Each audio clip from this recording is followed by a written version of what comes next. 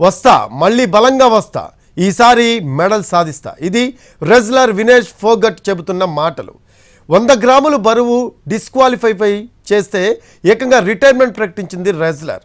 అయితే ఫ్యాన్స్ నుంచి వస్తున్న సపోర్ట్తో తన నిర్ణయాన్ని వెనక్కి తీసుకున్నారు. అవుట్లో ప్రత్యర్థులకు లొంగనట్లే పరిస్థితులకు లొంగేది లేదని తేల్చేశారు. మళ్ళీ రింగ్లోకి వస్తా, దేశానికి ఒలింపిక్ మెడల్ ఇస్తా. ఇది రెజ్లర్ వినేష్ ఫోగట్ శపథం.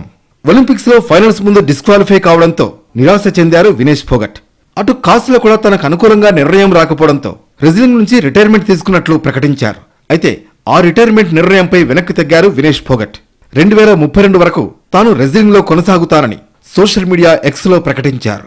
2 పేజీల లెటర్ పోస్ట్ చేసిన ఫోగట్ కీలక విషయాలను ప్రస్తావించారు.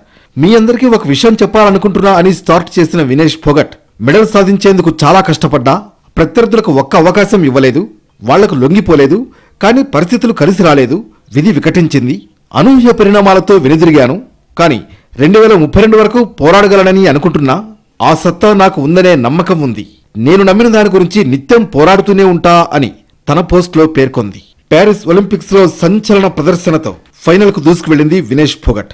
వరుసగా విజయాలు సాధిస్తూ ఒలింపిక్స్ ఫైనల్స్ లోకి ప్రవేశించిన ఏకైక భారత మహిళా రెజ్లర్ గా రికార్డు నెలకొల్పారు. భారత్ కు మెడల్ గ్యారంటీ అనుకుంటున్న సమయంలో 100 గ్రాముల బరువు పథకాన్ని దూరం చేసింది. దీంతో రిటైర్మెంట్ ప్రకటించిన ఆ నిర్ణయాన్ని వెనక్కి తీసుకున్నారు.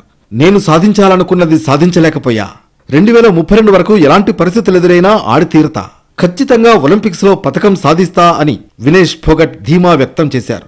రిటైర్మెంట్ నిర్ణయాన్ని వెనక్కి తీసుకుంటున్నట్లు ప్రకటించడంతో వినేష్ ఫోగట్ ఫ్యాన్స్ అంతా హ్యాపీగా ఫీల్ అవుతున్నారు.